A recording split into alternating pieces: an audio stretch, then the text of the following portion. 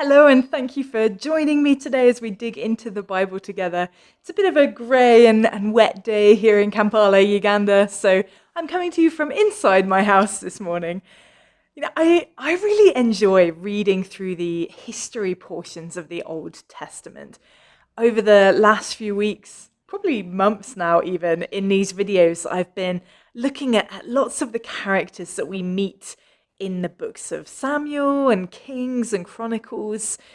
And it's easy to pay attention to the big names here, the names that we know, famous kings who did great or possibly terrible things, prophets like Elijah and Elisha, and the many others who stood up to speak on behalf of God, sometimes putting their life in grave danger, often working astounding miracles in the name of their Lord.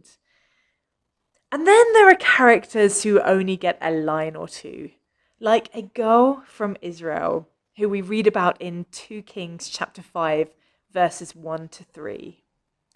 Now Naaman was commander of the army of the king of Aram. He was a great man in the sight of his master, and highly regarded, because through him the Lord had given victory to Aram. He was a valiant soldier, but he had leprosy. Now bands of raiders from Aram had gone out and had taken captive a young girl from Israel. She served Naaman's wife. She said to her mistress, "If only my master would see the prophet who is in Samaria, he would cure him of his leprosy." Now, we don't know much about this girl. We don't know her age. We don't even know her name. What we do know is that she was a slave. She was taken captive by the Arameans, taken forcibly from her people, from her parents, from her friends and her siblings, from everything that she knew. Now she's forced to serve the very people who had enslaved her, who had stolen the life and the liberty that she had known. Whatever significance she had had to the people that she knew was ripped away from her. Now she was a nameless stranger in a foreign land. Can you even imagine how that would feel if that was you? It's hard to comprehend, isn't it? I have a feeling that it would be very easy in this kind of a situation not to be overly happy with God. I imagine there would have been moments of questions like, why did you let this happen to me? And yet, rather than dwelling on the bitterness that could so easily have consumed her, this young woman from Israel spotted an opportunity to talk about God, and she took it.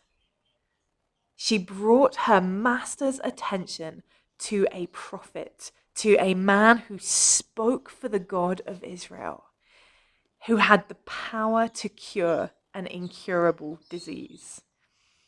So the story goes on, and Naaman does indeed go to Israel, where he encounters the prophet Elisha, and he is cured of his leprosy. But more than that, his life is completely changed by his encounter with the living God. And in verse 17 of 2 Kings chapter 5, Naaman makes this confession to Elisha: "Your servant will never again make burnt offerings and sacrifices to any other god but the Lord." Not only was he healed, but he was converted to belief in God. And we don't know where his story goes from here, who Naaman went on to share his story with, or whether he influenced the king of Aram to go easier on the nation of Israel. We don't know that. But we do know that this influential commander of an army recognized the God in heaven. And we know that it was the courage of an anonymous slave girl who got him there. It may feel as though the things that we achieve in this life aren't particularly magnificent or striking or special. We may not be out on the streets preaching about Jesus every day. It may feel like our efforts are insignificant. I wonder, though, if that girl realized the effect that her words would have. You have absolutely no idea of the impact that one small sentence may have on the person that you are talking to. We will never know the impact of one seemingly insignificant person talking wholeheartedly about God. I've sometimes wondered why this girl's name isn't shared in the Bible. God certainly knew it. And he ensured that her small part ended up in a very, very permanent record. And she's not the only person like that in the Bible. There are other people who do amazing things, and I just mentioned really briefly whose names aren't included. Perhaps that's because it's so important for us to know that even if you feel like you're not big enough, like you're not important enough to make a change in this world, you are. Even if you feel like no one knows your name, like you aren't worthy of recognition, you are. You are significant. And you have no idea of how far-reaching your words and your actions may be. You have no idea of the impact those things might have. A nameless slave girl in a foreign land led to the rescue and the redemption of a powerful, powerful man. Who knows what your words could bring about? You are significant. And God knows your name.